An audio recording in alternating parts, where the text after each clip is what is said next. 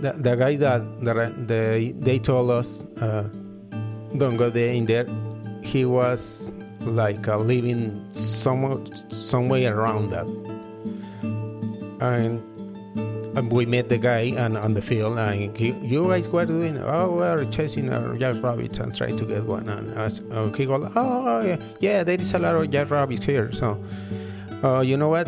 Just don't get that close to the house. And say, why not? Because something is wrong with it.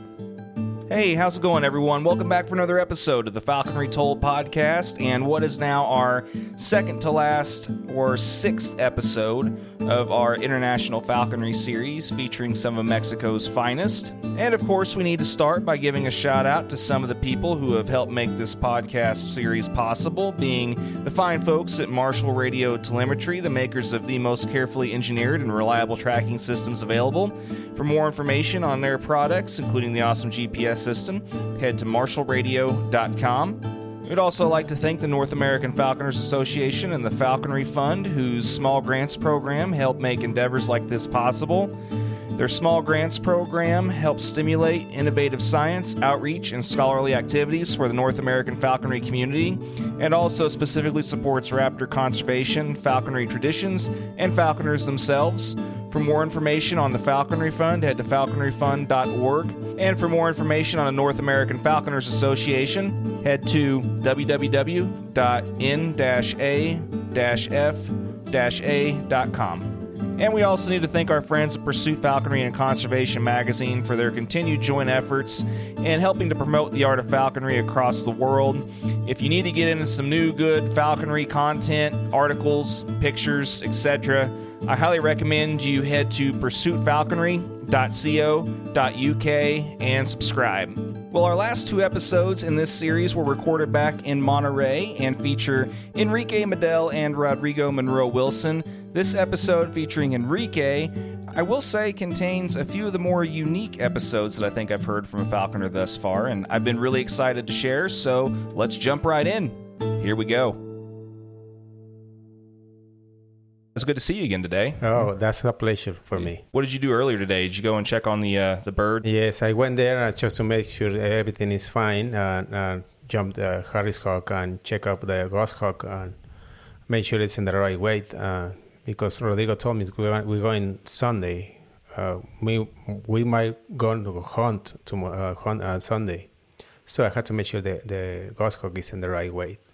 And how often are you feeding the goshawk daily, or are you cropping giving a good feeding, and then like waiting, like fasting a day, or how are you going about feeding your goshawk? Well, I feed it daily. Okay.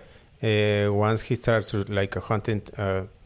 I got a full crop. Yeah.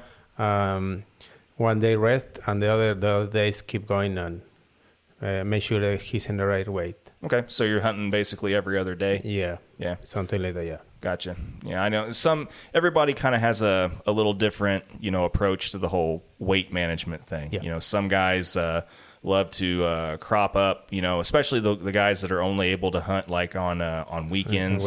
Yeah, they like to crop up at the beginning of the week and then slowly, taper food down, a little bit through the week, and then that way the bird's hungry again by the weekend. And I don't do that. I mean, I try to keep it in the same weight all the week, just to make sure that it's in the right weight by the end of the weekend, and because we don't want to, like chasing birds, and he don't want to go back and start chasing the prey and all that. I want to make sure that it's in the right weight. So I keep all the week and make sure it's on the right line to go to the weekend.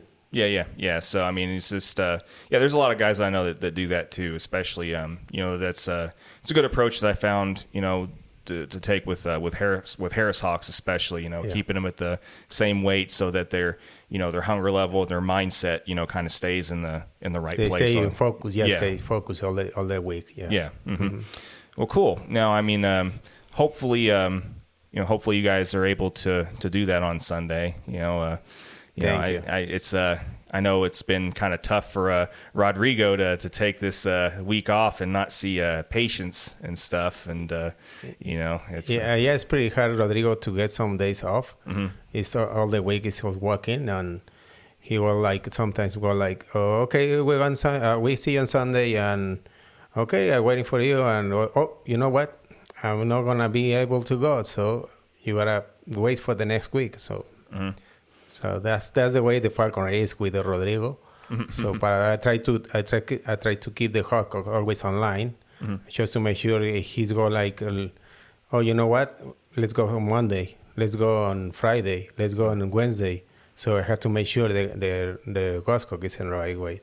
Yeah. Well, it makes sense why you want to keep it at the same weight then all the time, because, like you said, it's with a hunting partner, having a kind of an unpredictable schedule. You never know, when you're going to get to go, and next thing you know, it's Monday's hunt becomes Tuesday's or Wednesday's hunt, and it makes perfect sense. I totally get why you like to do that. Yeah, that's why that's the best way to do it. Sometimes he called me one day before. Let me see if the goshawk is in the right weight. So he go okay, if it's in the right weight, let's go tomorrow. So that's why I keep it all the week on the same weight. Yeah. Well, and I'm sure that it's probably easier to maintain that level also, especially keeping the birds outside, in a mew or in the facility that you guys do, because your weather is so consistent here. Yeah. And it's so hot on summer. Yeah. So right now we are taking advantage of the way and the weather. Make sure the goshawk hunt all to the end. As soon as the weather change, the goshawk start I don't want to fly, I don't want to chase the birds and all that.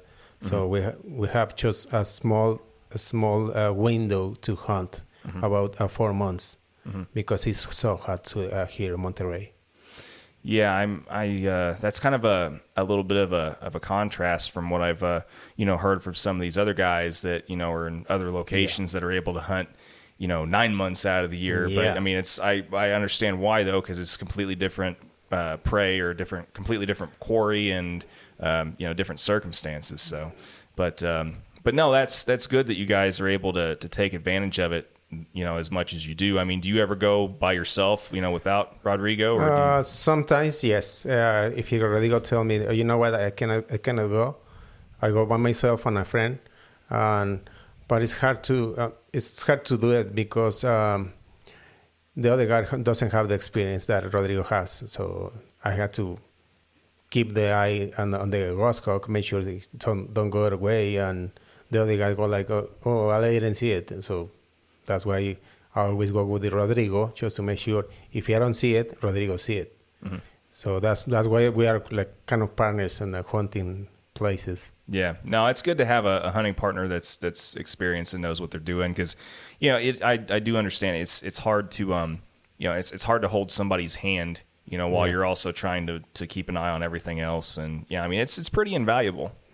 I totally get that. Yeah, when we fly in the goshawk, always follow the goshawk, and Rodrigo follow the quails, just to make sure that we see you follow the hawk and I follow the other side. I follow the quails, and he go okay, I saw the goshawk, it's that way. So that's why I always work with him because he's kind of experienced guy, and he knows okay, let's do this, let's do that. Just to make sure that the goshawk always have a successful day. Yeah. Sure. Well, and I mean, you want to be you want to be hospitable, and you want to bring people along that aren't very experienced, so they can get an idea of what the sport's like, what a hunt's like, and all that good stuff. But it is kind of a noticeable and a little I don't want to say.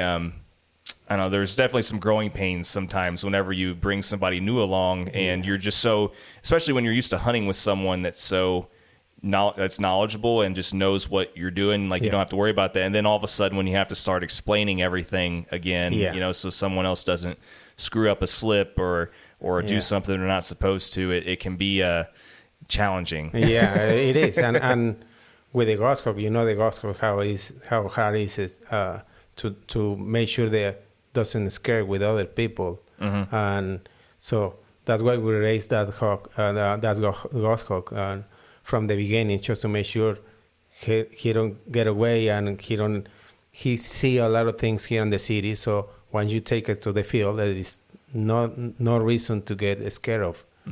So, but it's kind of, sometimes we take a lot of people, and the goshawk go like, no, I don't wanna fly it.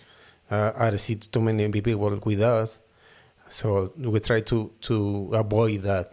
That's why we always we go together, just to make sure the goshawk see us. We are always the same people.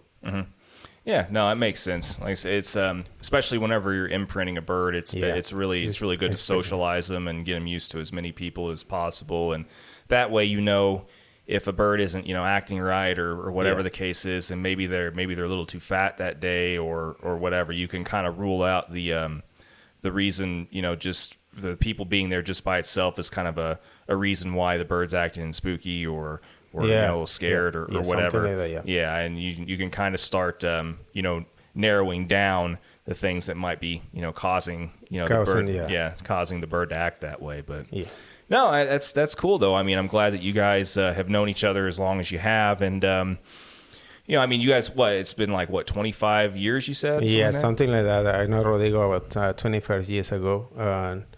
I used to live in the States, in California.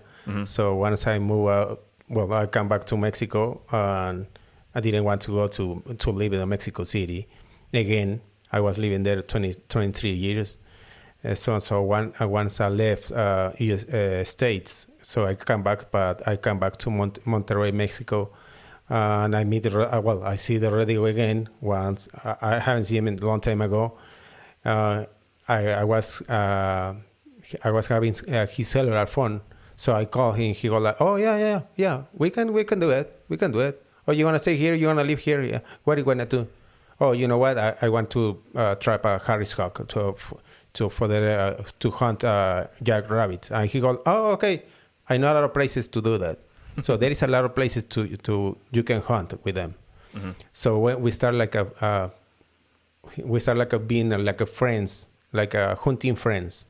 So all the time he go like, "Oh, you know what? You're gonna go to the jackrabbits on Sunday." I say, "Okay, let me go with you."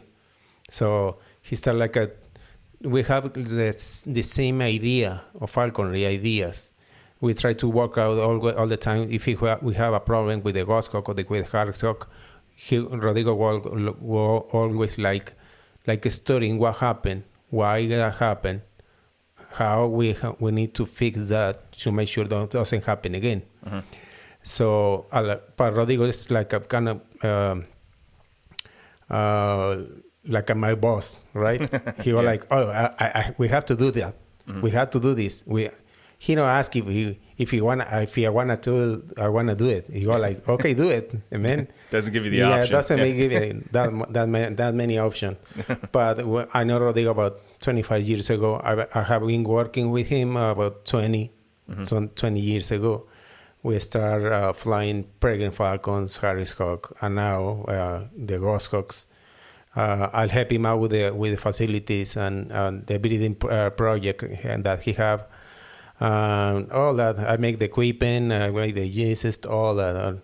So if he needs anything, he go like, "Oh, you know what? Why you buy it or you do it. If you can do it by yourself, okay, just do it."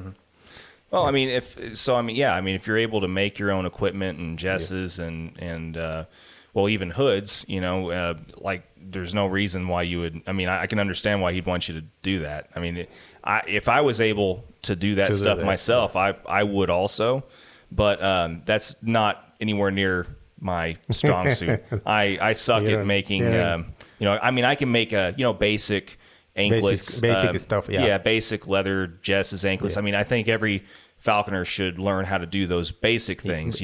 Make a basic BC trap or basic perch. Yeah, I mean, just the basic type. Yeah. I mean, everybody I think needs to learn how to do the foundational stuff. I mean, once you've learned how to do that, then you can decide if you want to buy some cooler, fancier, prettier equipment or whatever. Yeah. You can. But I mean, I think as part of every apprenticeship or part of every learning experience, you should learn how to do the basic stuff. That's the basic stuff. Once you start the falconry, you start needing some things, right? Like a Jesus and the hood and the glove and the muse and all that. So I try to keep all that on my files just to make sure if somebody asks me, oh, you know what, I want a hood from you. Okay, what kind of color do you have? What kind of do you want it for a Goshawk, for a Harriscock, or what kind of a peregrine falcon? So I had to keep all that on my file just to make sure if somebody asks me, I will do it for them. Obviously, it's on right now is sometimes I give them to my friends on free. There is no charge. I mean, don't give me that money for that. That's my way to show my friendship to the other falconers. But sometimes the other people that we saw on Aguascalientes 2 days ago, they go like, oh no, I want to pay for it. So that's why I keep it doing it, but I don't see that that money off for the hoods. I mean, I'm not gonna be rich doing hoods, So, but I try to get some money for that. Yeah, I mean, most of the hood makers that I know, for the most part, they do it for a long time. Sometimes they do it for a short amount of time, but they all agree that in the end, they don't really make a whole lot of money doing it. I mean, some people make kind of a career doing it, but they usually still have to do other things. And by the time they say they get done with the amount of time they spend making a hood, they really don't make that much money off that much money. Yeah. You're not gonna get rich doing hoods and all that. I mean, it's pretty cheap. Mm-hmm. I mean, I don't know in the States, but there is a lot of people doing this stuff for falconry, and you can do a hood that in the States you could be paying $100 for that. Here is so different. I mean, the money exchange is so different. So you will paying $20, $30 for a hood. Yeah. I've noticed that in different countries. There's a lot more competition and a lot more people doing it. And there's people that depending on the reputation people have, it can be either they're really expensive or it just depends. But you can put a little high price if your hoods are good, right? But sometimes the falconer they don't have that a lot of money to spend, so they pay half a price, even if the hood is no very well, doesn't fit well to the beer and all that. So there is a lot of people here. They keep on doing it, but on the cheaper price. Yeah. Well, I mean, speaking of that, though, I mean, the hood that you just were nice enough to gift me, I'm very appreciative of it, and it looks pretty good. I mean, how long have you been making hoods? Well, I have been making about 10 years ago. 10 years? 15 years ago. 10, 15? Yeah. Okay. Well, I started to do it just by myself, and Rodrigo was, you know what, give me some hoods and I pay for it. Oh, so I started, well, okay, what do you want? No, pues, Peregrine Falcon or Harriscock and all that. So, but it's kind of hard to do it, man. It's, getting the blocks, the leather, the all that stuff on the top, and the braces, kind of it's not that easy to do it. You need a lot of practice to do it, and sometimes doesn't fit the hog. Sometimes doesn't. You cannot use it that long. You use it just a couple years and that's it. You need another one. So I try to do my best, getting the right leather, getting the right items, getting the right block, just to make sure you use the hood about 3 or 4 years. So once you spend a little bit of money, you keep the hood working for 5 years. Did you have anybody in particular that showed you how to start making them? Or no. You just I'm just sticking myself and start watching videos and buy some videos. That was a long time ago and started like Rodrigo was traveling around the world. He go like, oh, you know what? I got a new hood. So he gave it to me and I started, oh, look, this is stitch. Oh, the leather, the color. Oh, how much you spend for it? Oh, you don't want to know that. But I started to do it myself. It took a while to learn how to make a good hood. So, but I'll try to do my best. I hope so.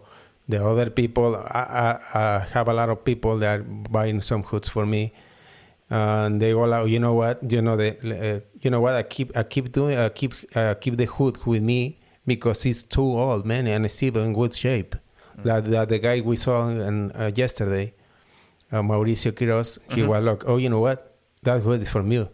I said, what? Which one? The other one, the Tundra, the Tundra Falcon. I say, oh man, that hood is about 6 years ago. Yeah, so I keep working with it.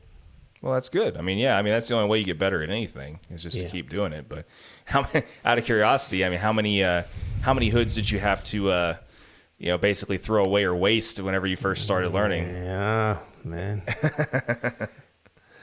You know what?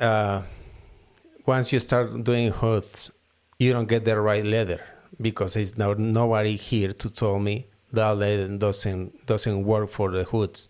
So I try to one kind of leather, the other kind of leather.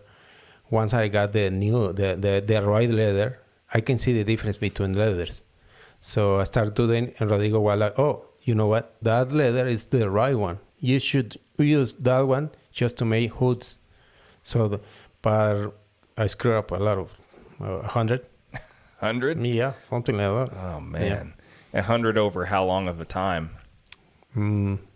A period of 5 years. Jeez.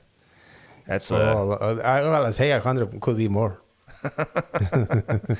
That's a lot of practice. A lot of practice. Do you think that learning curve would have been smaller? You wouldn't have had to waste as much if you had somebody sitting there show you, or do you think it would have still been the same either way? That, you know what, that could be well, if somebody was there helping me, that time could be, well, I could learn faster and getting the right tools to do it, but that I don't have nobody to do it, so that's why I took that so long. Yeah. I mean, so you think that maybe it would have still maybe taken you 50 hoods to get better instead of 100 if you had somebody sitting there show you at least the type of materials to use for the best type to use in the beginning, and instead of having to at least suffer through that part of it anyway. Cut my fingers and making the right stitch.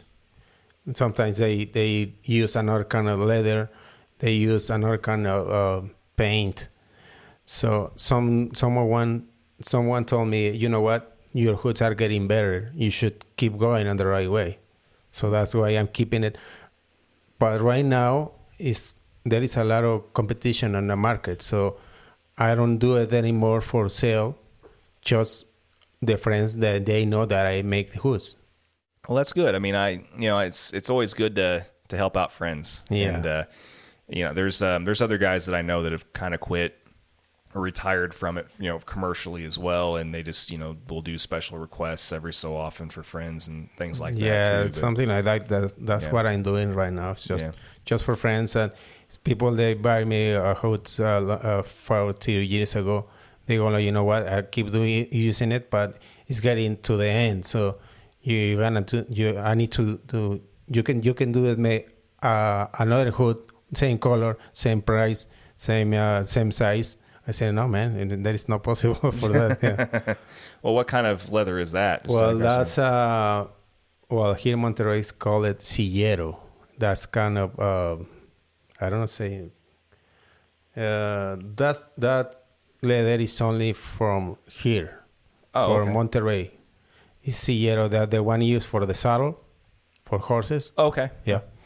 So that's kind of hard. leather. It's not that easy to seal the hood. Yeah, it looks like it'd be a little bit easier, and it felt like it'd be a little bit harder. I mean, to bend and kind of fold a little bit. Once you get it wet on the underwater, you flip it over and put it on the block. But it's kind of hard. It's kind of hard to do it just to make sure the leather doesn't stretch. Mm-hmm. Once it's stretching, that's it, man. The hood is going right to the trash. Jeez, I can't. Like I said, I can't imagine, the patience and that and gloves and certain other equipment. There's no way that I'm ever going to make that stuff. Well, I don't make gloves because it's too hard to do it. I mean, I don't like them. Yeah, I don't have the skill level or the patience or honestly the desire. I would much rather go ahead and just support other falconers or other friends and buy a new glove every season from someone else, or buy hoods from other people wanting to to make them or whatever the case. I'll go ahead and just leave those things to other people. Yeah, I know.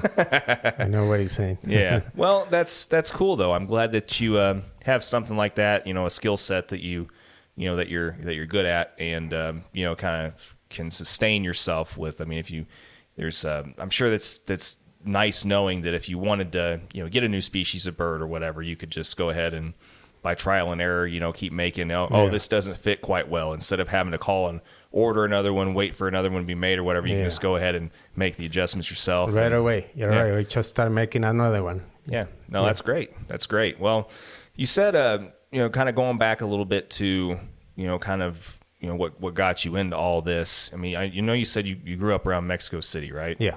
So what was the kind of initial thing that got your attention? Got you into it, and when did you discover these birds like this? Well, when I was 18, something like that, my sister was dating a guy, and that guy had a Harris-Hawk. He was trying to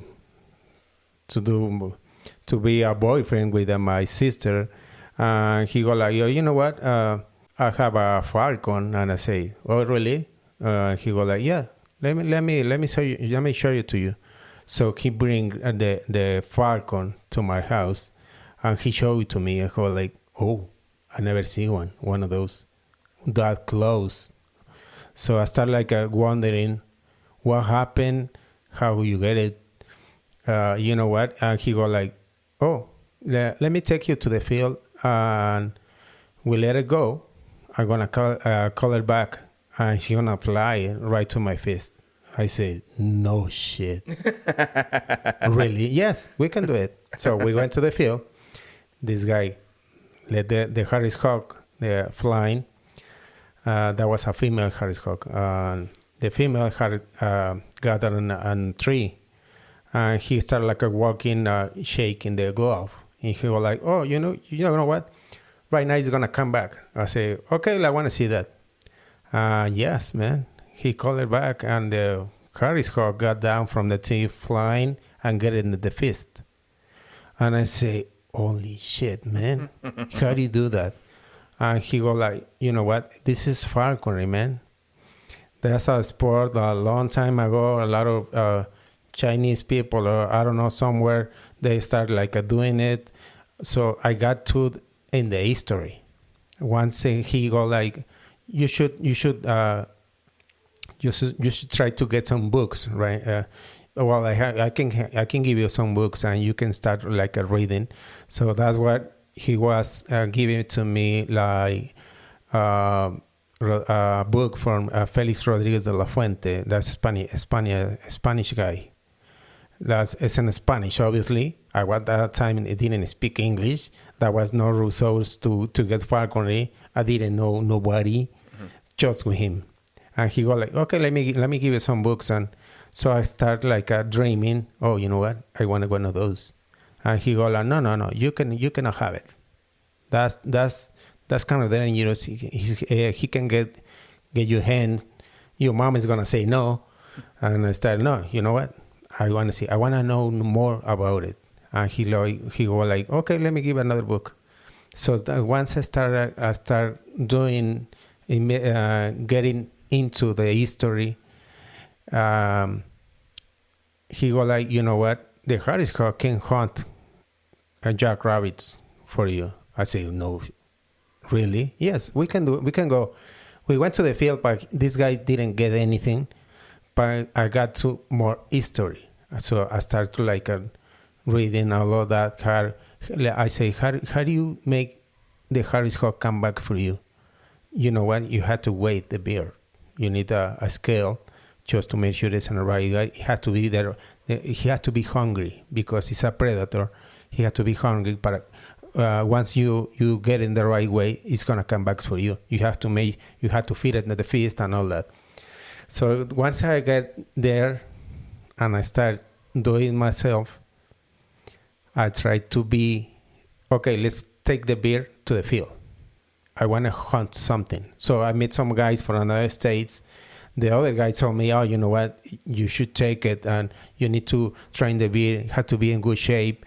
You need to go to the field where it's a lot of places that time to hunt your rabbits.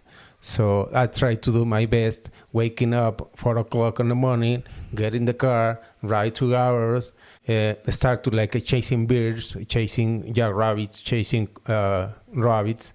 Once the Harris Hawk start hunting or follow them, I say, man, this is the way I want to do it.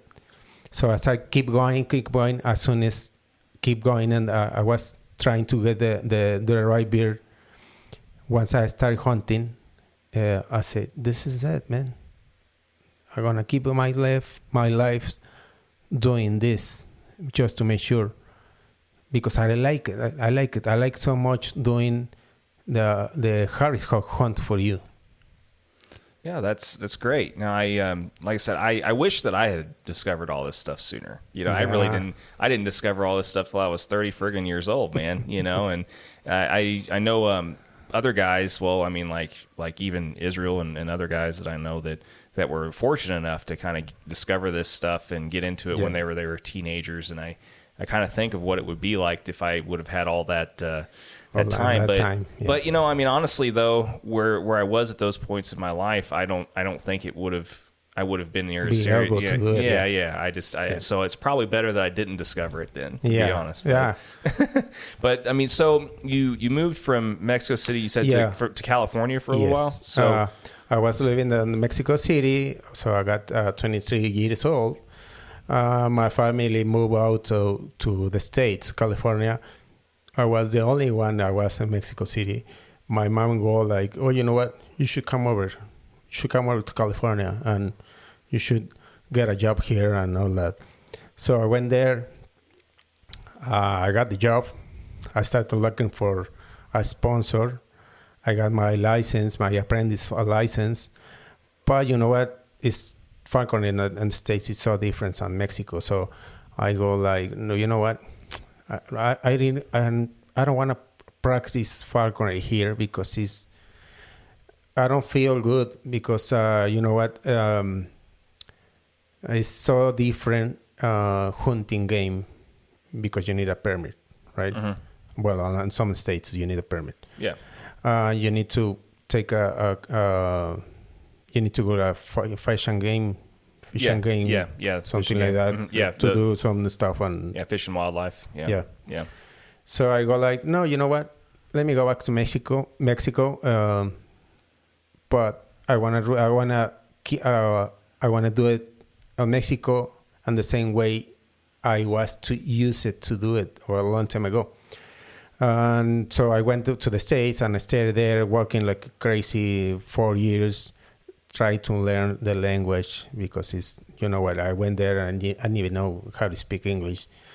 So I learned the language. My mother go like, no, don't go, man, stay here. I was single at that time. So when I come back to Mexico, I saw Rodrigo again. I was single. I said, you know what, let's get a Harris, man. Let's get a Harris Hawk just to make sure that I got keep the falconry on my mind, because when I was in the States, I was just working. That's it. No falconry, no friends, no all that. So you know, well, like if you don't practice falconry for a while, you start like forgetting about it. Don't do it. Don't do it, man. It's start like a lazy thing. Don't get up at 5:00, man. Just to walk around and see the hawks. Don't do that. I mean, it's start like getting lazy for me, and my body was like missing something. My mind was like, you know what? Let's go back, man. Let's go back. So I told my man, you know what? I'm going back, but I don't want to go back to Mexico City because Mexico City is too big right now. Well, that time, I want to go to Monterrey to see how the state. You know what? Monterrey is an industrial state, so there is a lot of jobs here and all that. So I say, you know what? Let me visit Monterrey. Once I get here in Monterrey. I call Rodrigo. Rodrigo, you know what? You should stay here, man. Let's go practice falconry. Let's do the. So it started like try to keep me on the state. So I say, okay, that's fine. So I got Monterrey single. Once I got Monterrey single, it started like, I meet my wife here. I got 3 kids. So they born here. They are from Monterrey, Mexico. So now it's no way to move out. We're going to stay here all the way along. My sister, she always go like come to Monterrey and flying again just to make sure that, because all of my family they live there, so I'm the only one staying in Mexico. So they go like, you know what? Let me go back to Mexico to visit Enrique just to make sure everything is okay. So they always come back, you know, have a barbecue and all that. But that's the reason that I left California and come back to Monterrey and try to do when I come back to Monterrey, I say, you know what, I'm going to try to do my best on falconry just to make sure other people see it. You know what, and that time, I didn't have friends. Just that Rodrigo was the only one that you know what, let's go falconry, let's go do this. So that's what I keep myself on the Monterrey. Yeah, well, I mean, that's definitely I don't know, like that's dedication, you know, like just moving back to another. I mean, granted, you already kind of knew some degree of what this area was like, but moving completely to another country again, even if you were already born there and away from the rest of your family and stuff, just for, you know, a sport or a passion, or, you know, whatever you want to call it. It's that's pretty ballsy. Yeah, you know? It is. Yeah. It takes a lot of guts.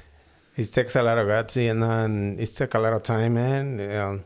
There is we don't have a problem here with the law, you know, like Rodrigo told you. There is no problem with that. So you can just go any place with the hawk or the Harris hawk or the Goshawks, and there is no problem. No problem. You don't get. Well, I don't get it. Scared, because if I got pulled over by the cops, I say, okay, that's fine. I mean, they didn't even know what you have on the truck. So, well, I mean, that's cool though. I mean, you've got a family here. You're already established. You've got, you know, well, now you've got kind of a falconry, you know, career to some degree. Yeah. And speaking of that, I mean, you told me you do abatement now, right? I doing abatement here in Monterrey. About 8 years ago, I have a few companies here, and I'm working with them. So what all do you do with, or what birds do you use for your abatement? Harris hawk. Yeah, just Harris hawks? Harris hawk, yeah. Okay. Yeah, so you don't use any falcon. You don't really do any agricultural abatement. No, because Monterrey is no agriculture state. Right. Okay. Monterrey is an industrial state. So they have a lot of things. I mean, Monterrey, there's a city that, you know, they make the cars here. So they send it back to the States. So there is a lot of companies, they do the seeds, and they do the plastic things and something like that, right? So that companies, they have a lot of problems with the pigeons. So they get into the line, the production line, and they start like pumping around. So they try to, you know, they are working for time, right? There is no way to stop the line. They have to keep going producing the cars and all that. So I got a phone call from another company, and he was like, you know what, you're a Falconer? I said, yes. Can you do this? So I went there and okay, yeah, I can do it. So that's why I started doing abatement.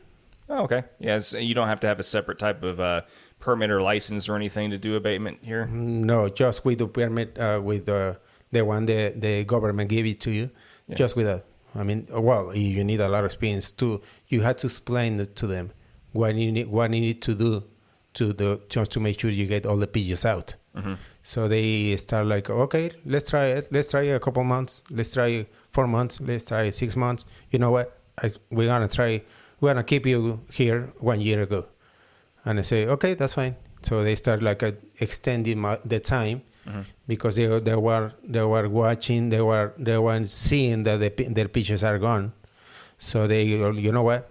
You should keep yourself here, and we need to keep going because we have to. Some companies they need they have visitors from the States, and they don't want to see all that pooping around. Mm-hmm. Yeah. And they go like, you know what? If you give me that service and you make sure there is no pooping on the floor, I give you the job. I say, okay, that's fine. So right now I have a company that have been working 10 years with them. So they say, you know what? I don't want any problems. So you keep going. There is no, I mean, I don't care. Just do what you have to do. But I don't want to see the pigeons here. So they're just like, yeah, just you keep doing what you're doing. We'll keep writing the checks and we'll keep the money. Well, I got to get some money for them. They're happy for the job. They are, they don't expect that fast. The result that was so fast. And you know what? Let me see the hawk. So I bring it to them, and they go like, "Can I take a picture?" Go ahead, man. Go ahead. So they take a lot of pictures for me, and they, a lot of companies, they have like a inside magazine, right? Mm-hmm. So the guy who hired me started like taking pictures and put it on the magazine. Okay. And they go, you know what? We have a company that is flying a hawk, is carrying the birds, is getting the pigeons, just to make sure everything is okay. If you see any pooping around, just give me a call. And I went there to see what happened. That's the reason that company kept me on the job. And they don't want to know another companies. They go like, okay, man, you stay here and I give you the check. Yeah, they don't even want to mess around with anybody else. They just know that you're getting the results that they want, and, yes. And now you've got a lifetime client as long as you don't do anything to screw it up. Yeah. Yeah. Well, how many Harrises do you have just strictly for your abatement? 6 Harris, right? 6, and you just cycle them. You just keep. Well, I use one. No, the 6 Harris, they are on different companies, not in the same one. I got 2 Harris in one company, 2 Harris in another company. Well, the other one I use myself, so that's 7 Harris cock. Right. And do you have other people working for you with the other companies? 2 people. Okay. 2 guys. So like each of the other 2 companies, you have one person kind of working like under the other 2 companies, or do you just like, have them switching back and forth between the other 2? Yeah. Okay. Switching back and forth. And we change the days to make sure we change the day. We visit the company, Sunday, and the next week on Wednesday, the next week on Thursday, on the morning, on the night. So we don't have a schedule for that. No, that's cool. No, that's I mean, if you're able to alternate, and I'm sure that keeps you plenty busy and pays your bills well enough, and you can pay your employees. And well, that's our extra money, man. Yeah. Well, all the extra money is welcome, man. Mm-hmm. It was right on my pocket. Well, that's perfect. Yeah. Perfect. Well, yeah, no, I mean, that's great. I mean, you got a successful business. Everything seems to be, going well for you, and I'm happy for you. And this is a good time to go ahead and do like we usually do and ask for those, stories that the favorite hunting stories or favorite bird that sticks out in your mind, and share a couple stories with us. Oh, that's kind of hard, man. Well, we have a nice story. I was hunting jackrabbits with a Harris Hawk a long time ago, and that place, Saltillo, that went there. We went there on Monday. Mm-hmm. That place is a kind of a ghost town, right? It's like far away. There is no people. There is nobody there. So I went there and started like chasing jackrabbits, and somebody told us, don't get too close to the house, man. And I said, why not? Because they say there was a ghost there and all that. So I said, okay, that's fine. So we start like chasing jackrabbits, and there we start to getting close to the house. And I say, you know what? I don't care, man. Let me go there and let me see inside what is inside. Let me see. So I went there, and once I get there, I start like a feeling like a cold weather, oh man, it's too cold here. So I didn't went to see try to get the inside things. I say, you know what? Let's go. I don't like the way it feels getting close to the house. So once we get there, we get away from there, and I told him, my other friend, you know what? Don't go there, man. That feeling like something is wrong. He goes, really, man? So once I try, we're talking about that we start like a screaming girls from inside. I say, you know what? Let's go, man. Let's go. Let's go. Don't. So that place, we never come back, man. That was so scary. We never come back because there was like something you don't feel it. You feel it like something is wrong here. Yeah, it kind of makes the hair on the back of your neck stand up. Something like get goosebumps, your skin crawling like a little something bit. is breathing and you hear like yeah. So I say, you know what? Let's go, man. So we never come back to that place, man. Yeah, so you encountered a haunted abandoned house, on your hunt. Yeah. What would you have done, you think, if your bird would have flown through a window or something, broken window? And that time you need a lot of guts to get there and to get inside of that house. And well, that's where you hope that your bird's definitely on weight and the recall's pretty decent, so you could stay outside and hold up the. So you have to go in and get attacked by a friggin' ghost or something. Yeah, that was so scary, man. That was so scary. I didn't like it, and as soon as we left the place, we started talking about it, and you know what? I started to feeling like that cold on the back of your neck, and my friend go like, you know what? I started feeling like the same thing, man. And he was far away. I mean, he wasn't that close like me. He was like, oh, you know what? Yeah, I can feel it. Something is wrong in that house. So we get out of the way. I mean, never come back to the same place. Even if they have a lot of jackrabbits around, I said, no, man, let's go. It's like, screw that hunting spot. Yeah. Don't come back, yeah. Did you, out of curiosity, did you do any, did you try and figure out any history with that house? Did you try looking it up or anything? No. Not the guy that was the guy that they told us don't go there in there. He was like living somewhere around that, and we met the guy on the field, and you guys were doing? Oh, we're chasing a jackrabbit and trying to get one. And he goes, oh yeah, there is a lot of jackrabbits here. So, you know what? Just don't get that close to the house. I say, why not? Because something is wrong with it. So I never try. I never find. I even tried to find out what is the history in that. No. Man. Yeah, so you didn't discover that somebody was murdered in there, somebody killed a whole family, or anything crazy happened in there or whatever. No, I didn't even think about it. No, I didn't even try it. Yeah, well, I don't blame you. That'd probably be something I'd want to forget too. But yeah. Well, I mean that's definitely not something you encounter every day. Yeah. But is there any particular bird that you've flown that sticks out in your mind also, or?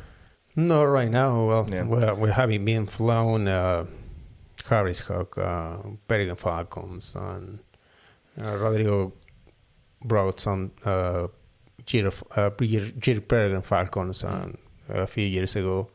We don't like them. That was so different. Yeah. Well, we know, and the weather doesn't help here.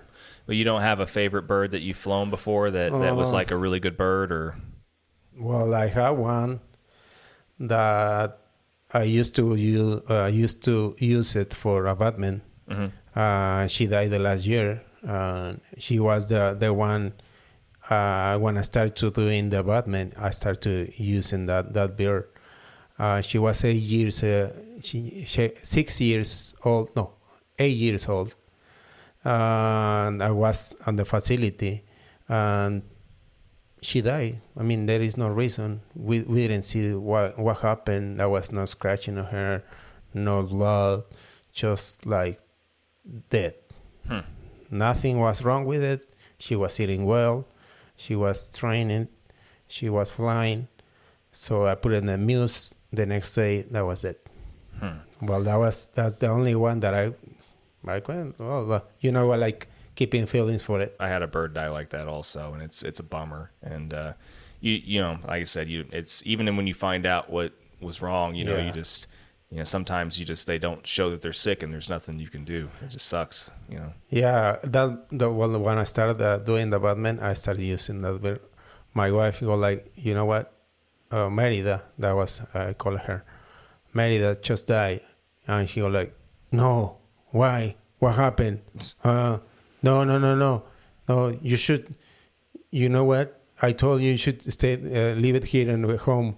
Don't take it that way. Just don't take it to work and all that. She was like having feelings for her. Yeah, it's a bird's kind of sort of a little bit like a good bird or a little special if your wife that, and my wife's the same way. She doesn't really like birds at all, and sometimes she has birds that she even likes, and when something happens to them, even she's just like, there's only been 2 or 3 birds that I've had that she's been like that she liked, but yeah, there's something different there whenever your wife even likes one of the birds. Because you should bring her home. I take care of it. And he go like, okay, then let's. Once I take it back to home, and you go like, you know what, you should take it back, man. I don't want to feed her. She's too dangerous. She's trying to get my hand.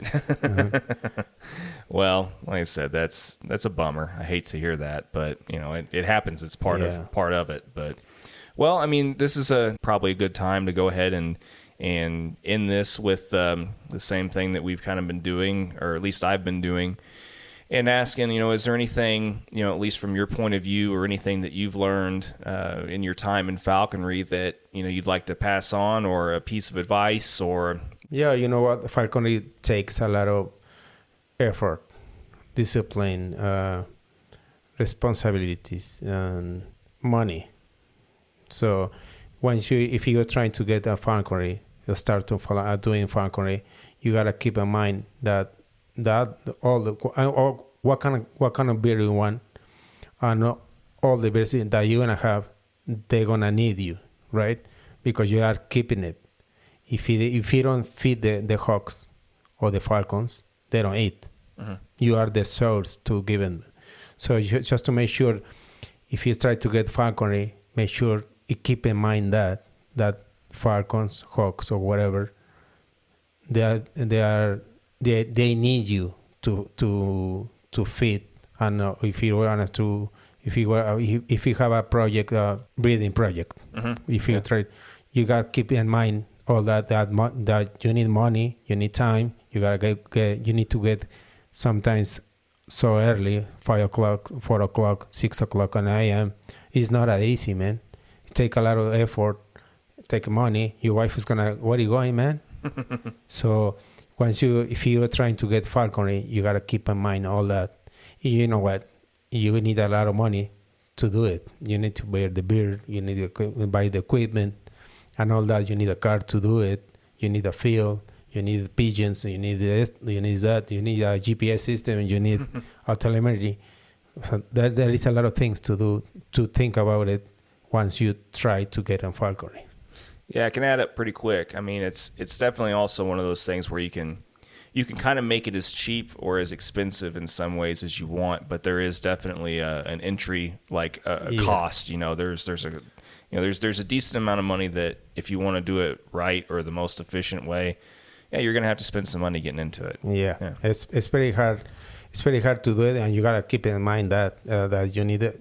Once you start, you need money to start the falconry thing. Mm-hmm. So once you get there, if you get a passion with us, like I want to do it more, I want to do that, I want to do it. That all the things you try to change, that means money. If you don't get it, if you don't want to use that telemetry all that we have used in 10 years, and they have the new one, the GPS system. Mm. You need to buy it. You need money to buy it. So you gotta keep in mind that falconry is money. It's a hobby, but it's money. Yeah. It's not cheap at times, and even if you just have to be aware that if you don't want to spend the money on some of those things, then you just got to live with the fact that you might lose your bird easier, or something else might happen, and that it just kind of increases the risk. But that's the way it is, man. It's a risk. Yeah. Well, no, I think that's good. It's like I said, it's good to remind people of that, and I think that like I said, that's probably a good place to go ahead and call this episode good. And thank you again, man, for all the hospitality that you've helped show this week, and I really appreciate it. Thank you again so much for the hood, and I really appreciate those things. It means a lot to me, and I'm really glad that things have worked out so well this week with all this. It's been great. That's been a busy week, man. Driving around all the states, and the states to Aguascalientes, taking 7 hours driving and all that.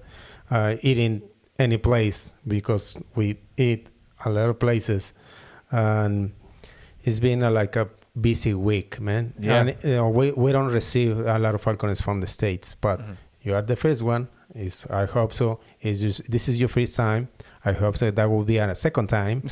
We're gonna take you to other places like Veracruz to see the Aplomado falcon and all that. So there is a lot of falconry here in Mexico, but we need time to take you to see all that different things that we have here in Mexico.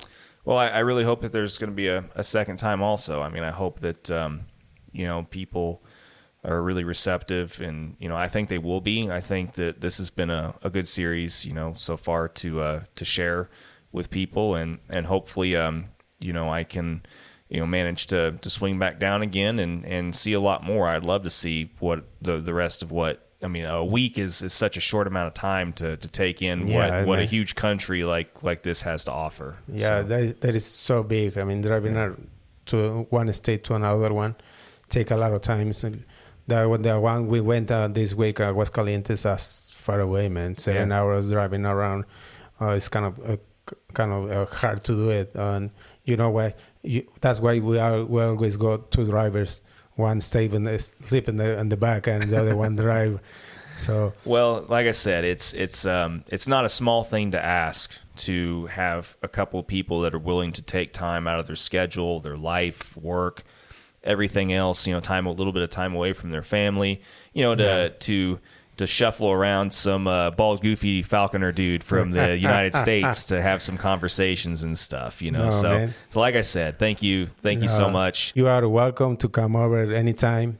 I appreciated you come over and take Rodrigo. You know what? Let's go some falcon in other states, and I appreciate you come over to Mexico, Monterrey, the first time. I hope to see you soon, and here in Monterrey or another states, but I hope to see you soon in Mexico. Well, me too. And real quick, do you want to tell people real quick the name of your abatement company? It's Biocontrol Aviar. Okay. Is there do you have a website or social media or anything where people can? Just on the social media. Yeah. Okay. All right. Well, that's great. You know, I just wanted to make sure that people knew about it in case they wanted to hit you up for any services if they hear this or whatever. So thank you, Jonathan. Yeah. Well, great. Like I said, let's go ahead and end this here then, and we'll go have another beer or something here. Sure. Why not? And last night here, and thank you again so much. Thank you, Jonathan. Right. Bye.